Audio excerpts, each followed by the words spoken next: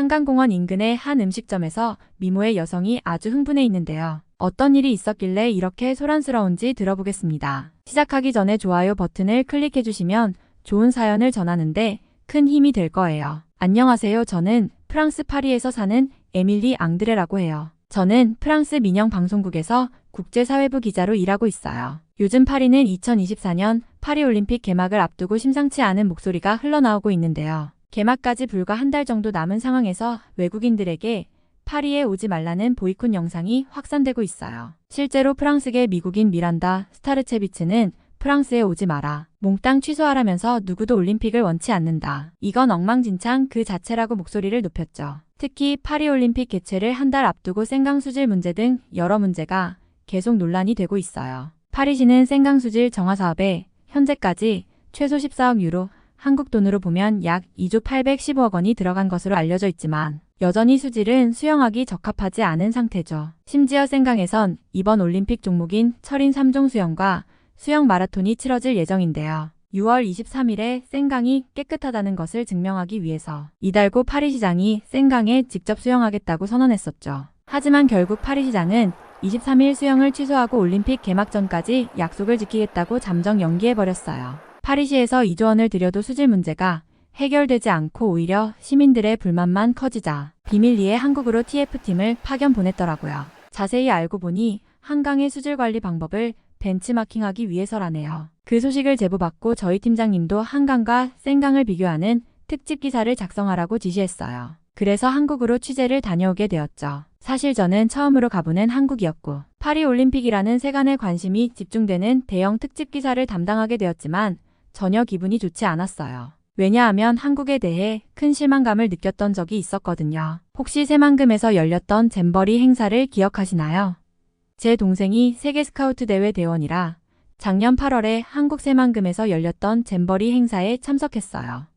그런데 온열 질환도 걸리고 화상벌레에 물려 피부 발진으로 한동안 고생했거든요.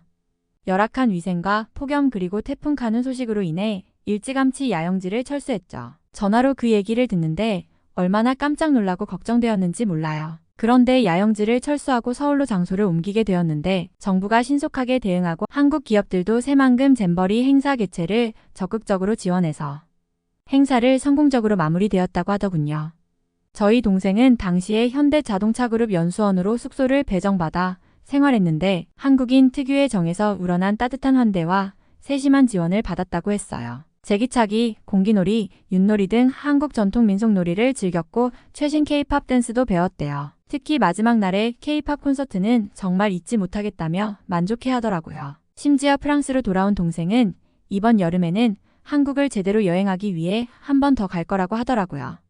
다행히 큰 문제 없이 행사는 잘 마쳤지만 잼버리 사건을 생각하면 한국이 과연 프랑스보다 나을 게 있나. 수질 관리를 잘 관리할까 싶은 생각에 굳이 가고 싶지 않았어요. 그래서 저희 팀에 다른 기자들도 많으니 저는 한국으로 취재를 가지 않으려고 했어요. 그런데 기자들 사이에 소문이 하나 퍼지기 시작했어요. 국장님이 파리올림픽과 관련된 특집 기사들에 극도로 관심을 기울이고 있어서 기사 반응이 좋으면 무조건 승진이라는 거였죠. 특히 국장님은 60대 돌싱이신데 K-팝에서 아이브의 찐팬이세요. 저희 부서가 한국과 관련된 특집 기사를 준비하고 있다는 걸 알고는 저희 팀장님한테 자신도 한국으로 취재를 같이 가겠다고 하는 걸 겨우 뜯어 말렸어요. 지금 파리는 이슈가 많거든요. 연금 개혁 논란으로 대규모 시위와 파업이 지속되고 있고 노동시장 개혁 추진으로 노동계의 반발이 일어나서 있어요. 파리올림픽 외에도 이슈가 되고 있는 뉴스가 많아 국장님의 자리가 비어 있으면 업무가 제대로 진행되지 않을 테니까요. 어쨌든 저는 한국으로 취재를 가고 싶진 않았지만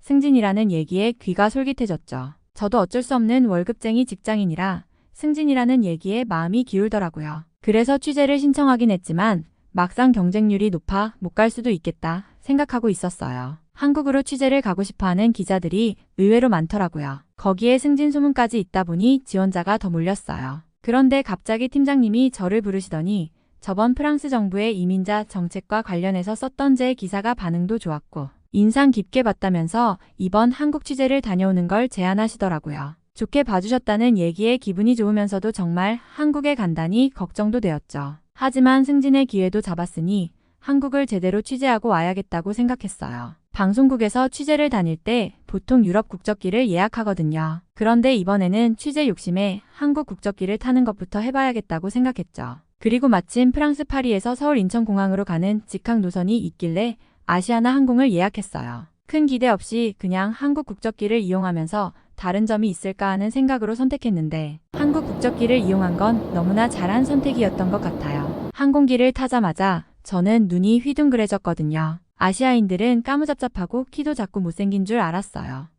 그런데 친절한 미소를 띤 한국 승무원이 인사를 해주는데 피부가 깨끗하다 못해 투명하고 광이 났고 다들 너무 예쁘더라고요. 그리고 머리도 엄청 작고 비율이 좋았어요. 그리고 어찌나 친절한지 화장실이 어딘지 묻거나 음료를 요청해도 항상 미소를 띠고 있고 밝고 다정하게 답해줬어요. 그런데 문제는 기내 식사 시간에 일어났어요. 저는 여름이 다가오다 보니 다이어트를 하고 있어서 특별 기내식으로 저지방식을 주문했었거든요. 한참을 가니 배가 고파오기 시작했고 마침 식사 시간이 되어 잔뜩 기대하고 있었어요. 그런데 제가 주문했던 특별 식단이 아니라 파스타가 나온 거예요. 제가 주문을 잘못한 건지 항공사에서 누락한 건지 승무원에게 상황을 물어봤어요. 그러자 승무원은 주문했던 식단으로 나오지 않아 놀라셨겠다며 죄송하다고 사과까지 여러 번 하는 거예요. 친절함을 넘어 진심으로 걱정해주고 배려해주는 승무원의 모습을 보고 도리어 제가 몸둘 바를 모르겠더라고요. 프랑스에서 여러 외국 항공기를 타봤지만 음료 하나 요청해도 한참을 기다려야 하고 주문한 것과 다르게 나오더라도 사과는커녕 주문한 음식이 나올 때까지 또다시 한참을 기다려야 했거든요. 그런데 식단이 잘 못 나온 것에 대해 여러 번 사과하니 저도 한 끼 식사 정도는 문제없다고 괜찮다고 말했죠. 그랬더니 한 직원이 어딘가 다녀오더니 저에게 조용히 얘기를 했어요. 한식이 여분으로 남아있는데 저지방식을 드시니 흰살 생선 요리와 계란찜이 나오는 한식으로 드셔보는 게 어떻겠냐고 하는 거예요. 파스타나 스테이크보다 영양도 골고루 잡혀 있어서 외국 손님분들이 대부분 드시고 만족해했다며 조심스레 한식을 추천해 주셨죠. 저는 그냥 나온 식단대로 파스타를 그냥 먹어도 된다고 했지만 너무나 죄송해 하길래 뭐든 주시면 맛있게 먹겠다고 했어요. 한식은 처음 먹어보는데 건강식이라고 하니 기대가 되었죠. 저는 흰살 생선 요리와 계란 흰자, 계란찜을 받았는데 흰살 생선이 엄청 부드럽고 고소했고 계란찜은 버섯과 야채가 골고루 들어가 있었는데 정말 담백하고 맛있었어요. 먹은 후에 속도 편했고 붓거나 살찌는 느낌이 들지 않아 좋았죠. 비주얼은 평범한데 왜 이렇게 맛있던지 너무 잘 먹어서 한국에 가면 맛집도 들려봐야겠다고 생각했어요. 저를 담당했던 승무원은 계속 저를 확인하면서 필요한 것은 더 없는지 맛은 괜찮았는지 세심하게 물어봐줬어요. 이전엔 경험하지 못했던 너무나 감동적인 기내 서비스였죠. 그리고 한국에 오기 전에 품었던 실망감과 불안감이 완전히 씻겨나갔어요. 기내에서 한국 취재를 어떻게 할 것인지 계획을 마무리하고 인천공항에 내렸는데 생각보다 공항이 넓어서 깜짝 놀랐어요. 처음엔 어디로 가야 하나 어리둥절했지만 다행히 공항 내에는 안내 표지판에 여러 언어들로 표기되어 있었고 공항 내에 한국 직원들도 친절히 안내해줘서 어려움 없이 입국장 밖으로 나올 수 있었어요. 거기에는 한국으로 파견된 프랑스 특파원 엠마가 반갑게 맞아줬죠. 한국에서 성공적으로 취재 활동을 할 수 있도록 도움도 주고 언어소통도 도와주기로 했거든요. 악수를 하며 한국의 인천공항이 널찍해서 정말 놀랐다고 얘기하자 엠마도 처음에 한국에 왔을 때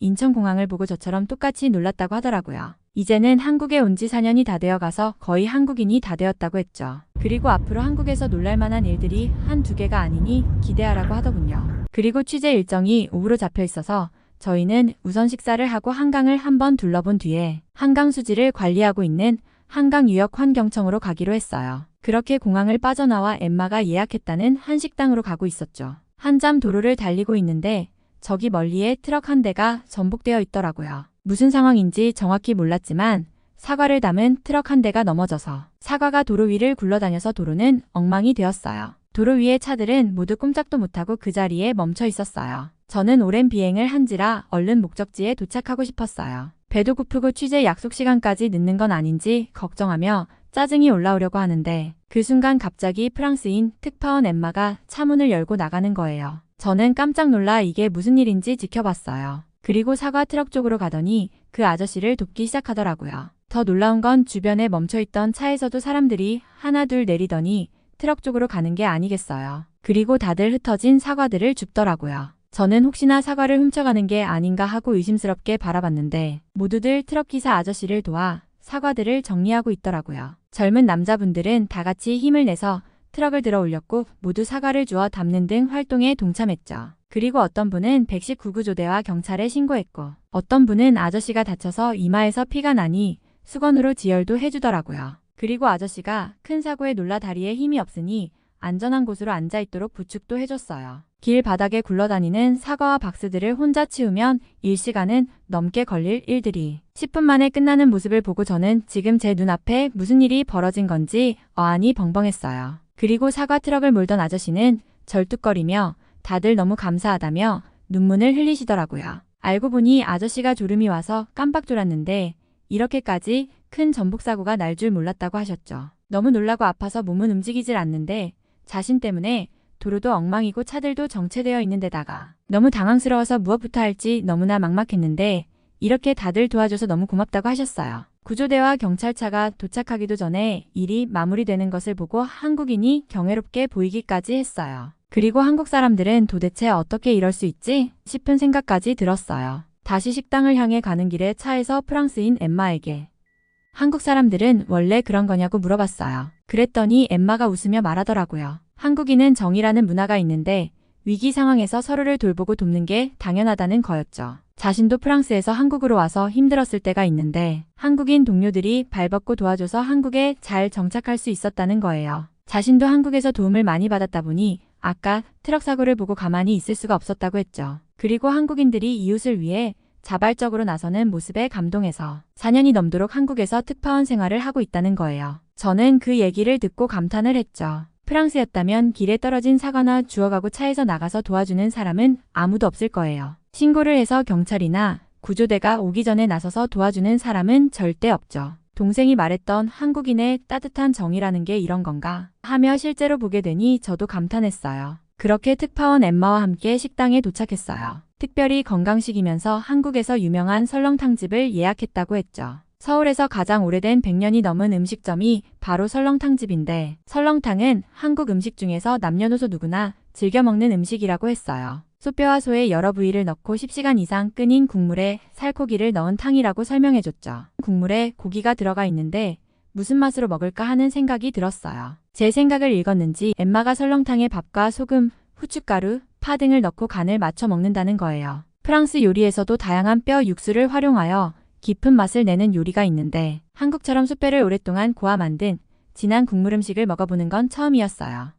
한 입 딱 먹었는데 깊은 국물에 부드러운 소고기의 식감과 향긋한 파 맛이 어우러져서 정말 맛있더라고요. 저는 설렁탕이 뜨겁게 김이 모락모락 나니 앞접시에 식혀서 먹고 있었는데 엠마는 제 앞에서 뜨거운 국물을 캬 거리며 먹는데 그 모습이 진짜 한국인 같았죠. 숟가락에 흰 밥과 고기 한 점, 그리고 갓 담은 김치를 올려서 한 입에 먹었는데 음식의 조합이 정말 기가 막히더군요. 그렇게 정신없이 먹다 보니 한 그릇을 뚝딱 먹어버렸어요. 옆 테이블에서 어떤 아저씨가 외국인이 설렁탕을 맛있게 먹는 걸 보고 뿌듯했는지 저희에게 말을 걸더라고요.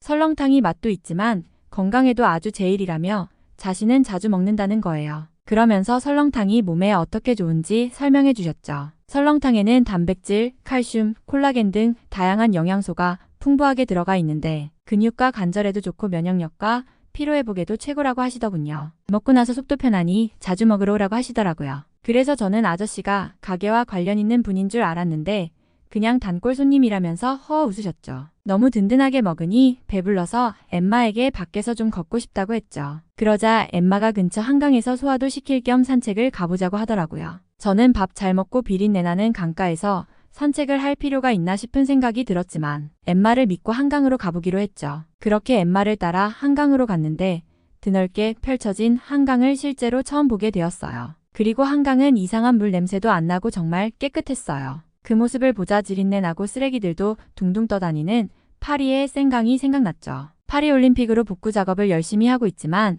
이렇게 깨끗하고 관리가 잘 된 한강의 모습을 보니 생강은 아직 갈 길이 멀었구나 하는 느낌을 받았어요. 그리고 한강공원을 걸어보는데 이상한 점을 보게 되었죠. 노숙자들이나 소매치기들이 없더라고요. 생강에는 노숙자들이 많아서 쓰레기도 많고 물도 깨끗하지 않거든요. 그리고 생강에는 차트표 받침 같은 거랑 종이펜 들고 다니는 여자들이 있는데 그런 사람들을 조심해야 해요. 갑자기 외국인에게 다가가서 말을 거는데 차트표 밑으로 가방에 손을 넣어서 소매치기를 하거든요. 그리고 취재 약속 시간이 되어 수질 관리를 담당하는 직원분을 만나러 갔어요. 직원분이 한국은 AI 기술을 활용해서 수질 관리를 하고 있다며 설명해 주셨죠. 한강과 주요 지천에 실시간 수질 측정 센서를 설치해 놓고 있는데 이 센서들이 수질 변화를 계속 체크하고 있고 이 데이터를 AI 기술로 분석하고 있다고 했어요. 이렇게 실시간으로 수질 변화를 모니터링하면 혹시 오염 사고나 수질, 악화 징조가 있으면 신속하게 대응할 수 있다고도 했죠. 뿐만 아니라 AI를 이용해서 강수량, 기온 등 다양한 환경 데이터를 분석하고 있다는 거예요. 이 정보들로 미래의 수질 변화를 예측하는 모델을 만들어서 수질 변화를 미리 예측해서 선제적으로 대응한다는 겁니다. 또한 AI를 활용해서 산업폐수나 생활하수 같은 오염원 배출 패턴도 분석하는데 오염원 관리 방안을 최적으로 관리한다고 했죠. 이렇게 한강유역환경청에서는 첨단 ICT 기술, 특히 AI 기술을 적극 도입해서 수질 모니터링, 예측, 오염원 관리 등 다양한 수질 관리 업무를 보다 효율적으로 수행하고 있었어요. 저는 실시간 수질 모니터링과 AI를 활용한 환경 데이터, 그리고 오염 배출 패턴 분석까지 해서 오염원 관리까지 하고 있다는 얘기에 감탄했어요. 이렇게까지 철저하게 관리를 하니 한강의 수질이 깨끗하게 유지되고 있는 거구나 하고요. 대부분의 나라가 올림픽까지는 수질 관리를 개선하려 하지만 올림픽 이후에는 관리가 부실해서 다시 오염 문제가 지속되는 곳이 많거든요. 그런데 한국은 수질 관리를 지속적으로 하면서도 AI 기술까지 접목하여 관리한다니 놀라웠어요. 그리고 한편으로는 프랑스의 수질 관리 방식은 오래된 체계를 그대로 유지하고 있어서 이대로 괜찮을까 걱정되었죠. 다른 부분은 모르겠지만 수질 관리 역량은 한국에 비해 프랑스가 상당히 미흡하다고 여겨졌어요. 프랑스로 돌아가는 비행기 안에서 특집 기사의 최종본 편집을 마무리해서 팀장님께 보내드렸죠. 제가 쓴 특집 기사는 내일 아침 뉴스를 통해 방송될 예정이라고 하셨어요. 과연 프랑스 시민들의 반응이 어떨지 궁금한데 분명 사람들이 깜짝 놀랄 거라고 생각해요. 그리고 또 다른 기사도 작성하려고 해요. 한국에서 겪었던 사과트럭 사건을 잊을 수가 없었거든요. 한국인의 정이 담긴 모습에 대한 이야기를 작성하고 있는데 분명 이것도 좋은 반응을 받을 거라고 확신하죠. 기사 작성을 마무리하다 보니 허기가 지는데 갑자기 한국에서 먹었던 설렁탕이 생각나네요. 그리고 저도 이번 여름에 동생과 함께 한국을 놀러와서 동생과 꼭 설렁탕도 먹고 한강공원도 놀면서 여유롭게 보내보려고요. 한국에 취재로 잠시 왔다 갔지만 다시 한국에 올 거라는 에밀리 씨의 사연 어떠셨나요?